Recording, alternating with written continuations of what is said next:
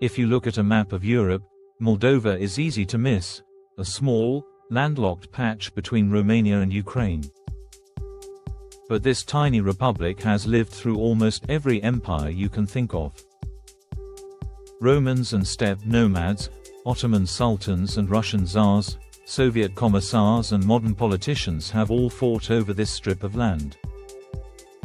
Today, Moldova is one of Europe's poorest countries, yet its history stretches back hundreds of thousands of years and its political story reaches at least to the 1300s. In the next 10 minutes, let's walk through how this overlooked corner of Europe became the Moldova we know now.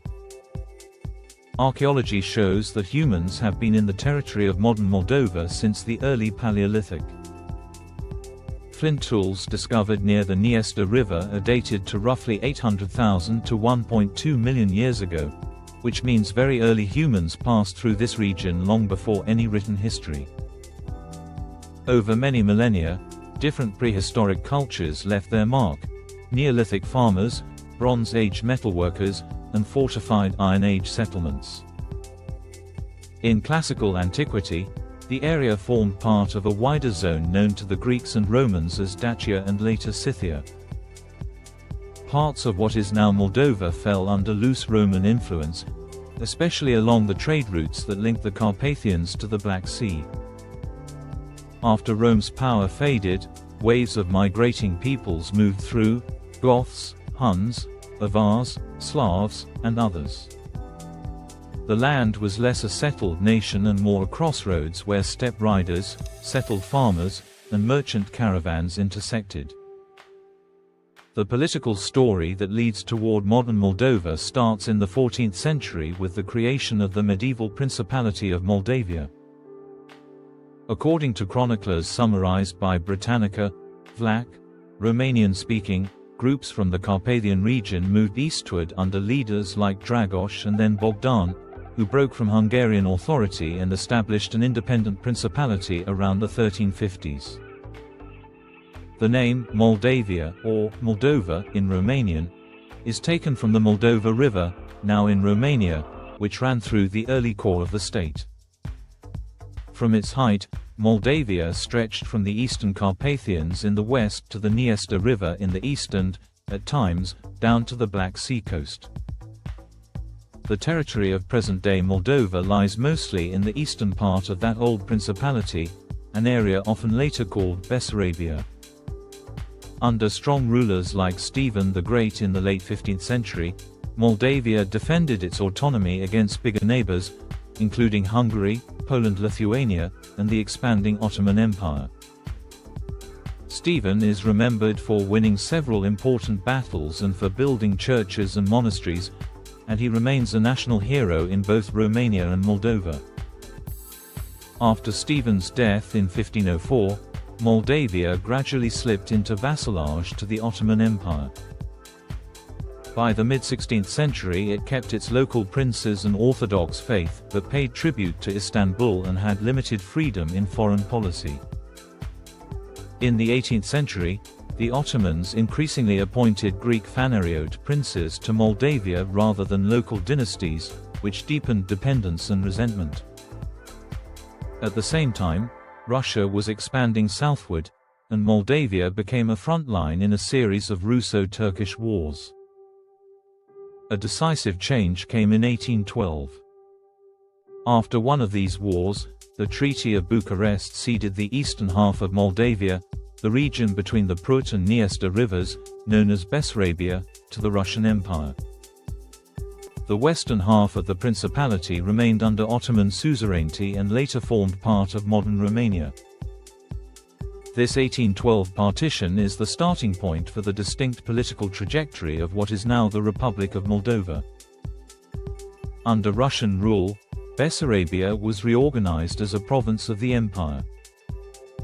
Russian imperial authorities encouraged settlement by Russians and Ukrainians and promoted the use of Russian in administration, while the majority rural population remained Romanian-speaking peasants. Landholding patterns and church structures were also reshaped along imperial lines. During World War I and the Russian Revolution, imperial authority collapsed. In 1917–1918, a regional council in Bessarabia, the Sfatul Tari, proclaimed first the Moldavian Democratic Republic and then union with Romania. For the interwar period, Bessarabia was governed as part of the Romanian state. Romanian became the official administration language, and Bucharest attempted to integrate the region more closely, though tensions over land reform, identity, and minority populations persisted. The Soviet Union never fully accepted the loss of Bessarabia. In 1924 it created the Moldavian Autonomous Soviet Socialist Republic on the left bank of the Dniester within the Ukrainian SSR, signaling a continued claim to Moldavian territory. A bigger rupture came in 1940. Following the Nazi-Soviet, Molotov–Ribbentrop Pact, the USSR issued an ultimatum to Romania and occupied Bessarabia and northern Bukovina. Moscow then combined most of Bessarabia with part of the earlier autonomous republic to form the Moldavian Soviet Socialist Republic, Moldavian SSR. Southern Bessarabia and the northern Hotan region were transferred to Ukraine. Under Soviet rule, the republic underwent collectivization of agriculture, industrialization, and rapid urbanization.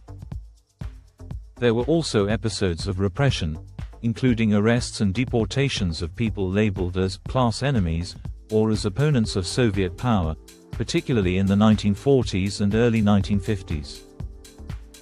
The Soviet authorities promoted a distinct Moldovan identity written in Cyrillic script, separate from Romanian, although linguistically the majority language remained essentially the same Romance tongue spoken across the Prut. By the 1980s, under Mikhail Gorbachev's policies of glasnost and perestroika, national movements re-emerged across the Soviet Union. In the Moldavian SSR, writers and intellectuals pushed for recognition of the Romanian, Moldovan language in Latin script and for a re-evaluation of the 1940 annexation. Mass demonstrations in Chișinău in 1989 played a central role in restoring the Latin alphabet and declaring Moldovan, essentially Romanian, the state language. As the USSR weakened, Moldovan leaders moved toward sovereignty. In August 1991, following the failed hardline coup in Moscow, the republic declared its independence and adopted the name Republic of Moldova. It joined the United Nations and other international organizations as a separate state. Independence, however, was not the end of Moldova's struggles.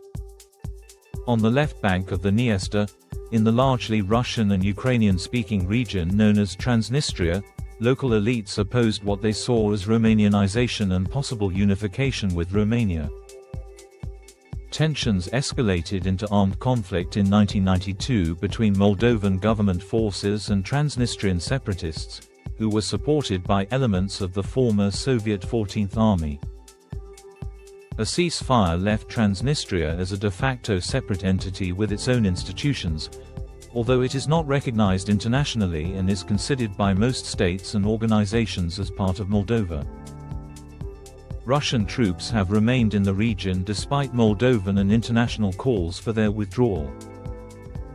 This unresolved conflict has shaped Moldova's security and foreign policy ever since. Economically, post-Soviet Moldova struggled with the loss of Soviet markets, the costs of transition to a market economy, and significant emigration. Politically, the country has oscillated between governments favoring closer ties with Russia and those prioritizing integration with the European Union. Beyond geopolitics, Moldova has a cultural landscape that reflects its layered history. At Old Orhei, Orhei-Vechi, an archaeological and natural complex along the Rout River, visitors can see traces of ancient Dacian fortifications, a medieval Moldavian town, a Golden Horde settlement, and an Orthodox cave monastery still in use today. The countryside is known for its vineyards and forests. The Codru region in central Moldova combines hills and extensive woodland with long-established wine production, and Moldovan tourism authorities now promote it as a protected geographical indication for wines and nature routes. The underground cellars of Mălăștii Mici, carved out of limestone quarries near Chișinău, hold what has been recognized as one of the world's largest wine collections, stored in a vast network of tunnels. Today's Republic of Moldova is, in legal and diplomatic terms, a young state, independent only since 1991. But scholars emphasize that its roots lie in much older political and cultural developments: the medieval Principality of Moldavia, centuries of imperial contest between Ottomans, Russians, and others, and the complex boundary shifts of the 19th and 20th centuries. In recent years, Moldova has signed association and trade agreements with the European Union and formally applied for EU membership, while still managing the unresolved status of Transnistria and the pressures of living between larger powers. That tension between East and West, old identities and new institutions, is what gives Moldova's story both its challenges and its fascination for modern viewers.